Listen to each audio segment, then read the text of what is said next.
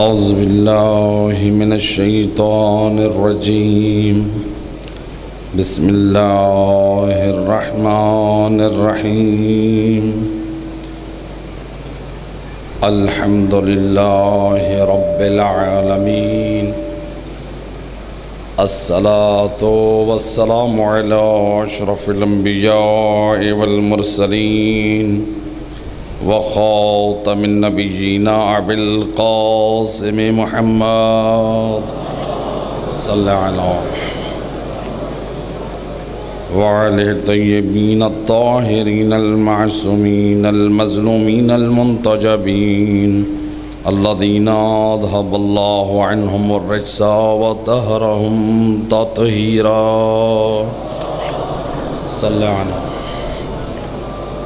ولعنة الدائمة على أعدائهم أجمعين من يوم ظلمهم إلى يوم الدين أما بعد فقد قال الله تبارك وتعالى في كتابه المجيد وفرقانه الحميد وقوله الحق بسم الله الرحمن الرحيم يا أيها الذين آمنوا قوا أنفسكم وأهليكم نارا صلوات پڑھیں محمد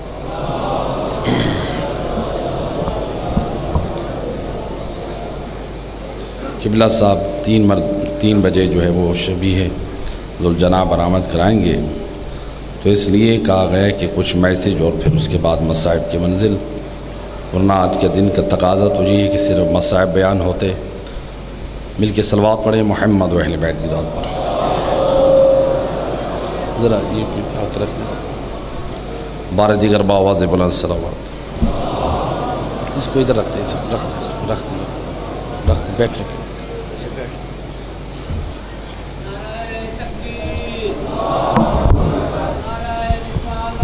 یا رسول اللہ یا عینی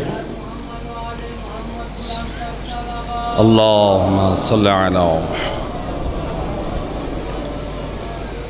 بس مختصر میسج، کربلا والوں نے دین کی بقا کے لیے کون سی قربانیاں پیش کی ہیں، اور ہماری اصلاح اور ہدایت کے لیے کربلا والوں نے اپنی قیمتی جانوں کے نذرانے پیش کیے ہیں۔ کل ہماری بات پہنچی تھی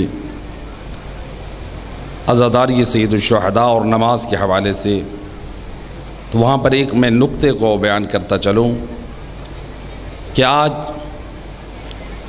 آذان حضرت علی اکبر کو ہر امام بارگاہ اور مسجد میں سے بیان کیا جاتا ہے، اور عزادار سید الشہداء اذان علی اکبر کو جب سنتے ہیں صبح کی عاشور کو تو خوب تعزیت پیش کرتے ہیں۔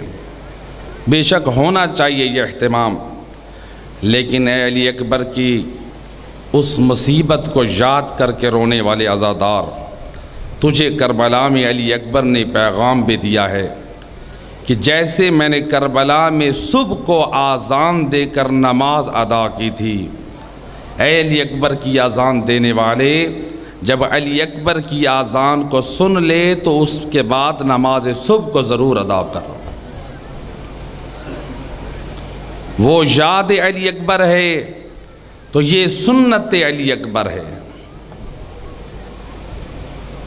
کربلا والوں نے دین کے تحفظ کے لیے بہت خرچ کیا ہے۔ ایک صلوات پڑھ دے محمد و اہل بیت اللہم صلی علی۔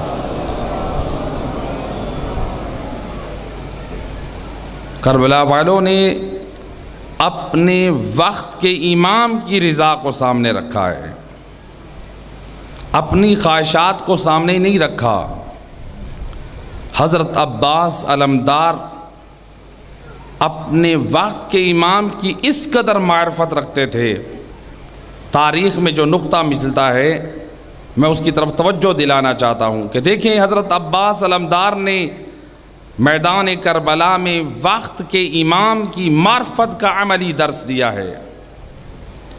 بعض مورخین نے نقل کیا ہے کہ امیر المومنین علی ابن ابی طالب کی یہ تمنا تھی یہ دعا تھی کہ مجھے پروردگار ایسا فرزند عطا فرمائے جو میرے حسین کی نصرت کے کام آئے۔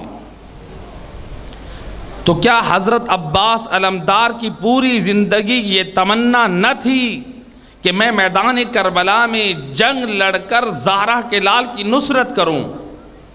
یہ تمنا تھی یا نہ تھی؟ لیکن جب میدان کربلا آیا تو کیا حضرت عباس علمدار میدان جنگ میں نکلے؟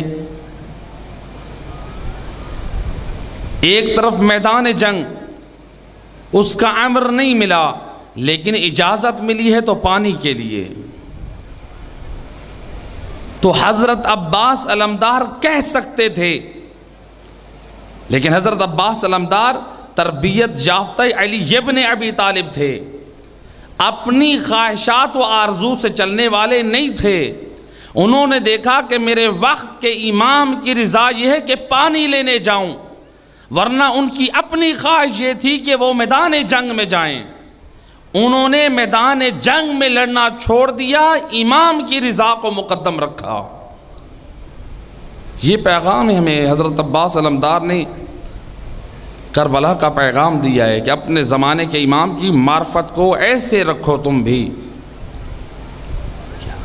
ہم یہ کہیں کہ میرا دل یہ کہتا ہے میں فلاں کام انجام دوں، نہیں، یہ دیکھیں کہ زمانے کے امام کس چیز کا مطالبہ کر رہے ہیں۔ اس لیے بعض علماء نے یہ بیان کیا ہے کہ امام مہدی علیہ السلام کے قیام کا تسلسل در حقیقت تحریک حسینی کے ساتھ ملی ہوئی ہے۔ یعنی امام حسین ابن علی نے جو قیام، حضرت امام مہدی علیہ السلام نے جو قیام کرنا ہے وہ کوئی علیحدہ نہیں ہوگا، بلکہ وہ ایک کڑی ہوگی تحریک حسینی کی۔ جس طرح زہرا کے لال نے دین کے قیام، دین کی بقا کے لیے، امت کی اصلاح کے لیے سب کچھ قربان کیا ہے، امام مہدی علیہ السلام کا وہ قیام بھی اس لیے ہوگا تجدید شریعت ہو جائے، جو فرائض ہیں، جو سنتیں ہیں وہ قائم ہو جائیں۔ تو لہذا غیبت امام میں ہم جو بیٹھے ہیں، اگر ہم یہ کہیں، تمنا کریں کاش ہم کربلا میں ہوتے تو ہم امام کی نصرت کرتے۔ میرے دوست، اگر کاش ہم کربلا میں ہوتے امام کی نصرت کرتے، یہ امام حسین کے فرزند ہیں، امام مہدی ان کے زمانے میں ہیں، تو اب ان کی ہم مدد کیوں نہیں کرتے؟ اس امام کی نصرت کریں، یہ بھی تو اسی حسین کا فرزند ہے، اس کا مشن بھی تو وہی دین کی بقا ہے، اس کا مقصد بھی تو وہی دین کی ترویج ہے۔ کربلا میں ہوتے تو امام حسین کی نصرت کرتے، یعنی دین کی نصرت کرتے، تو کیا غیبت امام میں یہ ہمارے وقت کے امام نہیں ہیں؟ یہ بھی تو نسل امام حسین میں سے ہیں۔ اگر جذبہ ہے نصرت امام حسین ابن علی کا تو پھر کیجئے نصرت دین کی۔ وہ کیسے کریں گے؟ غیبت امام میں دیکھیں، جہاں پر دین کی ترویج اور خدمت کی ضرورت ہے، جتنا صرف کر سکتے ہیں اپنے آپ کو وقت دینے کے لیے، لحاظ سے ضرورت ہے تو وقت دیجئے، مال صرف کرنے کی ضرورت ہے تو مال صرف کیجئے، اثر رسوخ کی ضرورت ہے تو وہ استعمال کیجئے، تاکہ امت محمد کی اصلاح ہو جائے، ان کی ہدایت ہو جائے۔ صلوات پڑھ دے محمد و احمد۔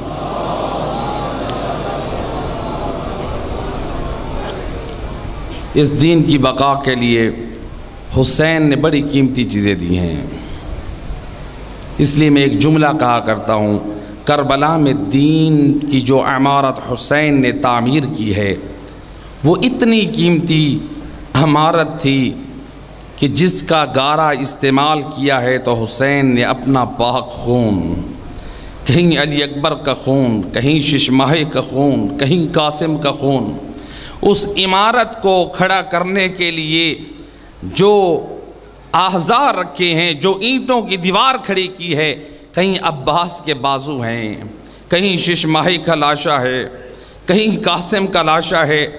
لیکن جب انسان کسی عمارت کو زینت دینا چاہے تو حسین ابن علی نے کربلا میں اس دین کی عمارت کو جو قائم کیا ہے اس کو زینت بخشا ہے علی زادیوں کی چادروں سے۔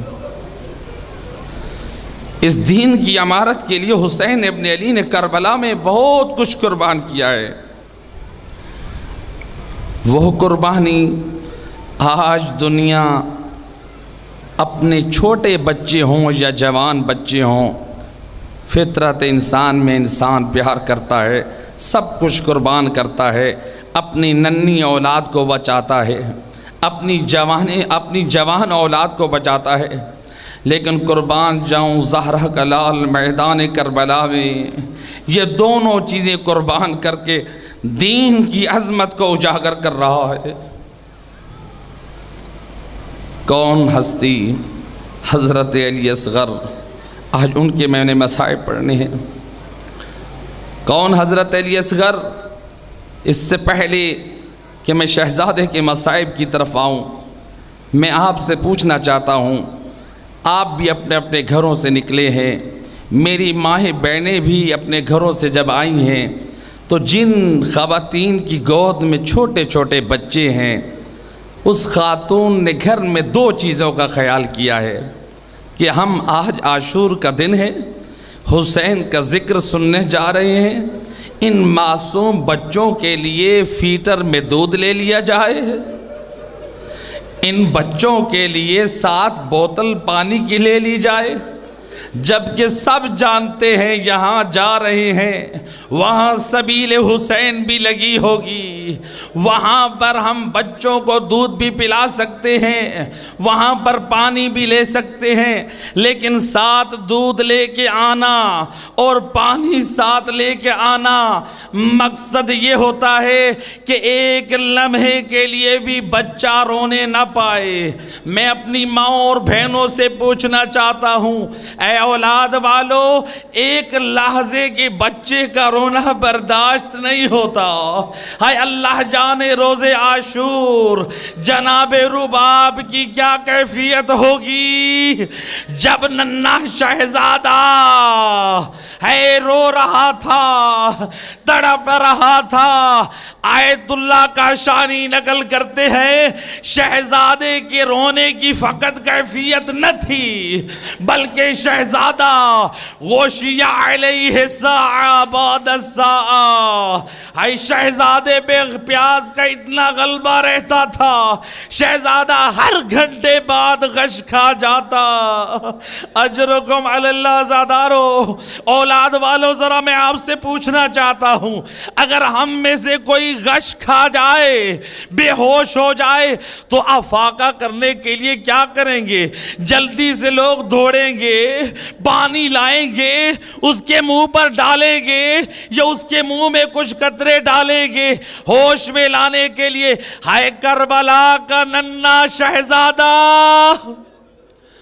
ہائے حسین مظلوم، ساقی کوثر کا لال، اتنا بے بس ہے کہ ننھے شہزادے کو ایک گھونٹ پانی بھی نہیں پلا سکتا۔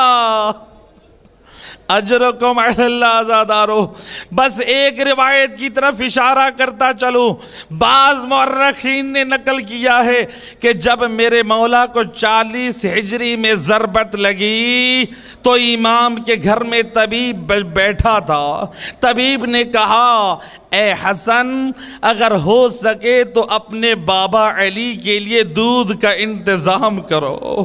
روایت کہتی ہے ادھر سے حسن مجتبیٰ نے پیغام دیا، جناب ام کلثوم نے دودھ بھجوایا، لیکن جب یہ خبر امام کے گھر سے کھڑے ہونے والے افرادوں کے کانوں تک پہنچی، روایت کہتی ہے کتنے ایسے لوگ تھے جو اپنے ہاتھوں میں دودھ کے کاسے لے کر علی کے دروازے پر آ گئے۔ اے علی، آپ نے دودھ کا سوال نہ کیا، دودھ مانگا طبیب نے، ہے امت منو دودھ لے کر دروازے پہ آ گئی۔ اے مولا ذرا کربلا میں دیکھیے، اے وہاں شیر خوار ہے، حسین پانی کا سوال کر رہے ہیں، کوئی پانی دینے کے لیے تیار نہیں ہے۔ اجرکم علی اللہ عزادارو، روایت کہتی ہے جب حسین مولا نے استغاثہ کیا، امام کی یہ آواز علی زادیوں کے کانوں میں پڑی تو ایک مرتبہ بیویوں کے رونے کی آواز بلند ہوئی۔ بیویوں کے رونے کی آواز جب حسین مظلوم نے سنی تو امام سے رہا نہ گیا، علی زادیوں کو تسلی دینے کے لیے فرزند رسول آئے خیام کے دروازے پر۔ روایت کہتی ہے جب امام آئے تو ایک مرتبہ جناب ام کلثوم نے اپنے ہاتھوں پہ علی اصغر کو لیا ہوا ہے، کہا بھیا حسین، علی اصغر پیاس سے تڑپ رہے ہیں، اگر ہو سکے تو ایک گھونٹ پانی کا لے آئے۔ میں کہا کرتا ہوں عزادارو دعا کیا کرے، کبھی کوئی شریف کسی ذلیل سے سوال نہ کرے۔ ہائے حسین آج اشقیاء کے سامنے سوال کر رہا ہے اور وہ بھی پانی کا سوال۔ روایت کہتی ہے حسین نے شہزادے کو ہاتھوں پہ اٹھایا اور کہا ایک جملہ، یا قوم، اے قوم، قد قتلتم شیعتی و اہل بیتی، اے بد نصیبو اے اشقیاء، تم نے میرے شیعوں کو بھی قتل کر دیا، میرے اہل بیت کو بھی قتل کر دیا، باقی یہ طفل رضی بچا ہے۔ ان لن ترحمونی فرحموا علی ھذا الطفل الرضی، اگر زہرا کے لال پر رحم نہیں کرنا تو اس ششماہک پر حال پر رحم کرو۔ روایت کہتی ہے امام نے ایک جملہ کہا، اما ترونہ یتلظی عطشا من غیر ذنب، اے بدبختو دیکھو یہ شہزادہ پیاس سے کیسے تڑپ رہا ہے۔ علماء لغت کہتے ہیں امام نے یہ جو لفظ کہا ہے یتلظی عطشا، اس یتلظی کے 3 معنی ہیں، اس کے 3 مرحلے ہیں۔ جو مچھلی کو جب پانی سے باہر نکالا جائے تو اس کی 3 کیفیتیں ہوتی ہیں۔ کہا پہلی کیفیت یہ ہوتی ہے جب مچھلی کو پانی سے باہر نکالا جائے تو ایک لحظہ گزرنے کے بعد وہ کبھی اپنی دم کو اٹھاتی ہے تو کبھی اپنے منہ کو اٹھاتی ہے۔ کہا علی اصغر کی بھی ایک حالت یہ تھی، کہا دوسری حالت یہ کہ مچھلی کبھی اپنی دم اٹھا کر رکھتی ہے یا کبھی اپنا منہ اٹھا کر رکھتی ہے۔ علی اصغر کی بھی یہ حالت تھی، جب وہ پاؤں کو مار سکتے تو سر حرکت میں نہ رہتا، جب سر کو حرکت میں دیتے تو پاؤں کو اٹھانے کی طاقت نہ تھی، لیکن جب پیاس کا غلبہ بڑھا، کہا مچھلی کی ایک آخری کیفیت یہ ہوتی ہے کہ جب پانی سے کافی وقت باہر رہ جائے، جب منہ کھولتی ہے تو بند کرنے کی طاقت نہیں رہتی، اگر بند کر لے تو کھولنے کی طاقت نہیں رہتی۔ ہائے علی اصغر، پیاس کا یہ غلبہ تھا، جب منہ بند کر لیتے تو کھولنے کی طاقت نہ رہتی، اگر منہ کھل جاتا تو بند کرنا مشکل ہو جاتا۔ اجرکم علی اللہ عزادارو اولاد والو، روایت کہتی ہے اشقیاء میں ایک بھلبلی مچی، یا ادھر سے عمر ابن سعد نے کہا یا حرملہ اقطع کلام الحسین، اے حرملہ دیکھتا کیا ہے، تو حسین کا کلام قطع کیوں نہیں کرتا۔ روایت کہتی ہے اس حرملہ نے 3 تیر ایسے چلائے ہیں جس کو بھی اس نے نشانہ بنایا ہے، تینوں نے اپنی جان دے دی ہے۔ یہ پہلا تیر لگا ہے حسین کے ششماہ علی اصغر کو، جو حسین کے ہاتھوں پہ تڑپ رہے تھے۔ اجرکم علی اللہ عزادارو، روایت کہتی ہے دوسرا تیر کس کو لگا، جب امام حسین میدان میں تھے، یہ ایک لعین نے ارادہ کیا کہ زہرا کے لال کا سر قلم کرے، ادھر سے امام حسن مجتبیٰ کا ایک ننھا شہزادہ خیام سے نکلا، دوڑتا ہوا آیا، یا وہ لعین تلوار چلانا چاہتا ہے، شہزادے نے اپنے نے بازو سے اس کا وار روکا۔ زہرا کے لال نے ننھے شہزادوں کو اپنی گود میں لیا۔ یا حسین اس یتیم حسن کو پیار کر رہے ہیں، ادھر سے حرملا نے دوسرا تیر چھوڑا جو شہزادے کے سینے میں پیوست ہونا تھا۔ اجرکم علی اللہ، اجرکم علی اللہ عزادارو، یہ دوسرا تیر تھا حرملا کا۔ تیسرا تیر اس ملعون نے زہر آلود تیر چھوڑا، وہ کہاں آیا؟ روایت کہتی ہے زہرا کے لال کے سینے پہ لگا، حسین پہ نکاحت طاری ہوئی، حسین نے زین کو زمین پر آئے۔ اجرکم علی اللہ عزادارو، روایت کہتی ہے جب علی اصغر کی روح پرواز ہو گئی تو ایک مرتبہ حسین مظلوم ہائے علی اصغر کا لاشا خیمے تک لے آئے۔ آیت اللہ اجتہادی نقل کرتے ہیں جب حسین خیمے تک آئے تو ننھی سکینہ دوڑ کر آئی ہیں، کہتے ہیں یا عباتو اسقیت اخی بالماء، بابا میرے ننھے چاند کو پانی پلا لائے، بابا میرے ششماہ بھیا کو پانی پلا لائے۔ حسین وَدَمَعَتْ عَيْنَاهُ، زہرا کا لال اپنی بے کسی پہ رونے لگا، جواب دیا بنیا اے میری لخت جگر انہو مذبوح بسہم اعداء، اے میری بچی میں اسے پانی تو نہ پلا سکا لیکن اعداء کے تیر نے سیراب کر دیا۔ الا لعنت اللہ علی القوم الظالمین۔